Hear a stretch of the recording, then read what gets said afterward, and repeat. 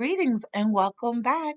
It is now week 3. So, welcome back to Bible Adventures, presented by Next Generation Ministries. This week, we're going to talk about gifts. Last week, we talked about how Jesus was the perfect gift from God to the world. So, we're going to talk a little bit about that gift, Jesus. Our Bible verse this week comes from Matthew chapter 1, verse 21. And it says, "She will give birth to a son, and you are to give him the name Jesus. He will save his people from their sins." You will give, she will give birth to a son, and you are to give him the name Jesus, and he will save his people from their sins.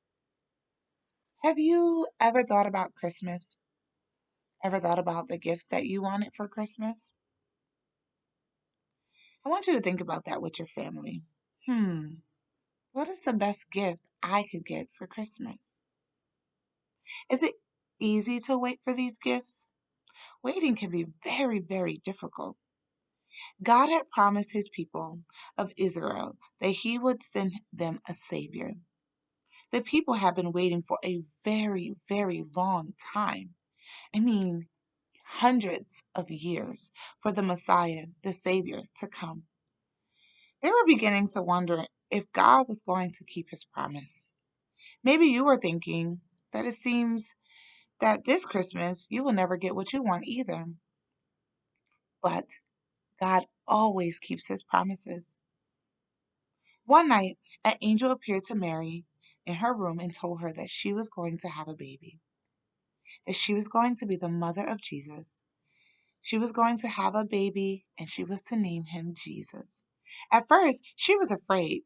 Joseph, Mary's soon to be husband, was also afraid. But God sent an angel to him too, that it was going to be okay and it was a good thing and that they didn't have to be afraid. Right before the baby was born, Mary and Joseph had to travel all the way to Bethlehem to pay their taxes. They traveled a very, very long time.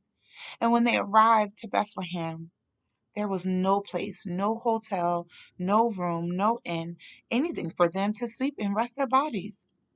Finally, an innkeeper, that's a person who owns a hotel or many rooms for people to rent. An innkeeper told them that they could stay in his stable, a small barn with animals.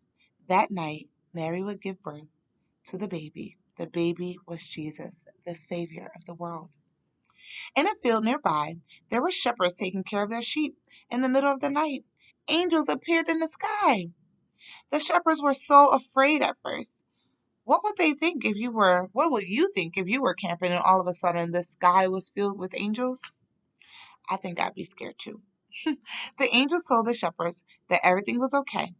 They didn't need to be afraid, that they had good news. The Messiah, Jesus, the one that everyone has been waiting for, the one that has been promised hundreds of years before, was just born. Jesus was in a stable right down the street. The shepherds ran to where the baby was, and they saw Jesus sleeping in a manger. The shepherds left praising God and telling everyone that they saw the amazing great news that Jesus was here. In a land far, far away from where Jesus was born lived some other men. These men were called wise men. These wise men studied the stars.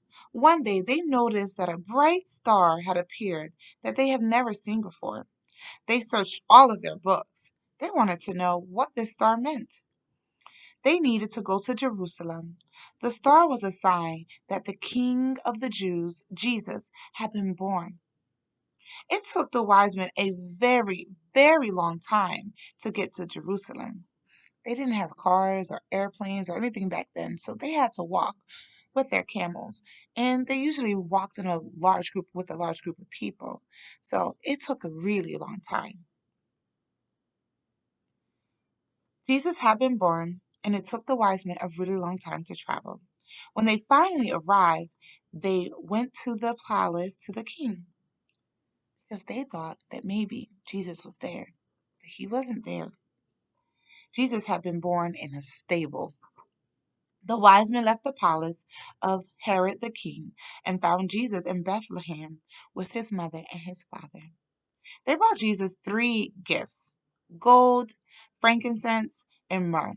They knew that Jesus was going to be the Savior of the world. I think that's so amazing because these weren't Jews.